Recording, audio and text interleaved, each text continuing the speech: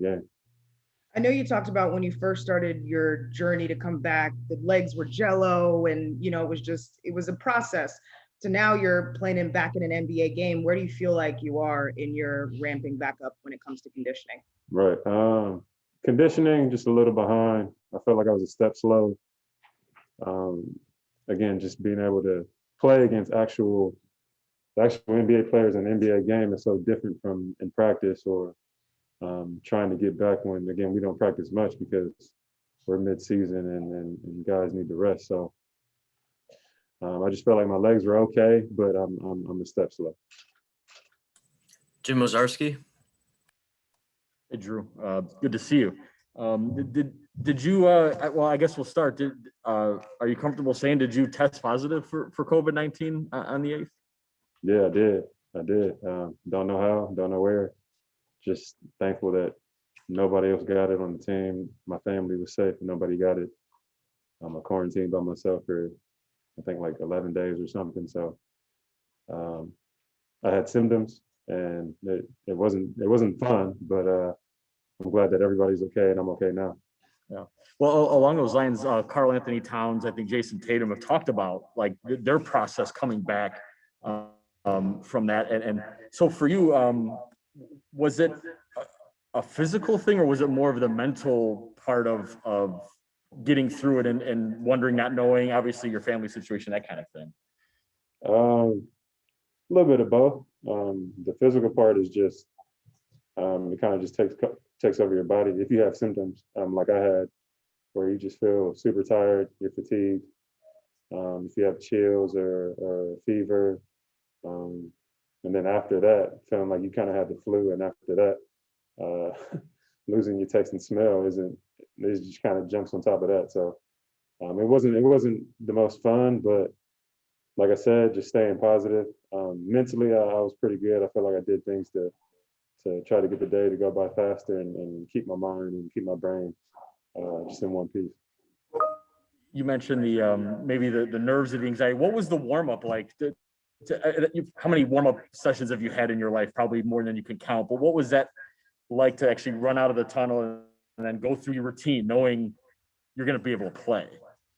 That was fine. That was pretty normal. I think it's once the ball gets tipped, and again, I haven't come off the bench in a while. So usually after I warm up, I go straight to playing, and your body's warm, and mentally you're already locked in. But you kind of switch over to bench mode or bench mount mode, where you cheering for your teammates, and at 6 minutes or 5 minutes, like you might not be as warm as you would be right after warming up and going straight into playing. So again, it's something different, but at the end of the day, man, I'm glad to be playing. I feel like I'm blessed to be playing, and even coming back so quickly, or as quickly as I can.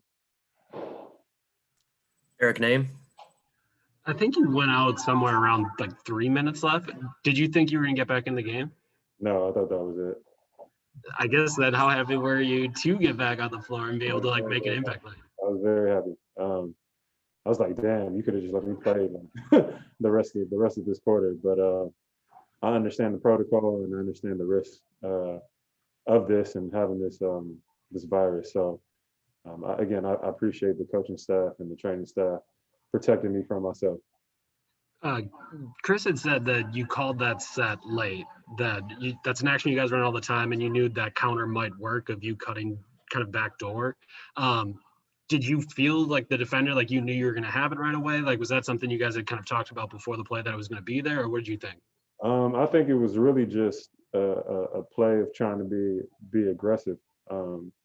Obviously, with Giannis having the ball, that's where the focus is. But I just felt like if I can get that guy behind me, it could start something. I could have a layup or a dunk, but it was just a swing to the corner, a swing to Chris, and a huge play from Giannis. So I'm curious for you defensively. You've always been a big advocate of this team switching more. It felt like once you left, then all of a sudden the switching was happening all the time against the Suns, and you guys are starting to do that. What was it like for you in the final 4 minutes to get to be a part of it all the time? That it was switching pretty much everything, and the guys getting a rhythm with that.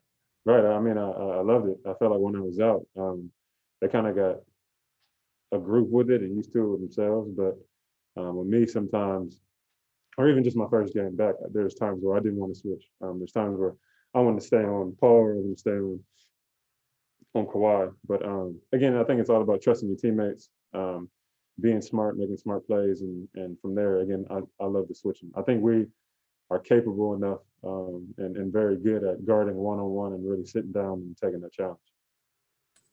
Eric Woodyard. First of all, welcome back, Jrue, man. Glad you and your family are right.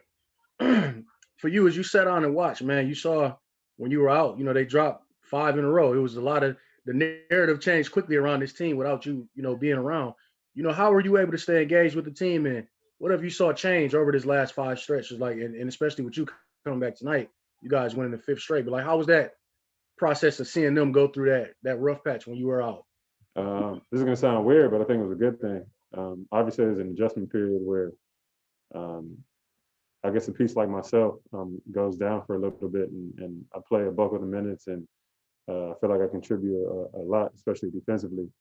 But I feel like it gives a chance for other people to step up, and that just kind of shows the type of team we have.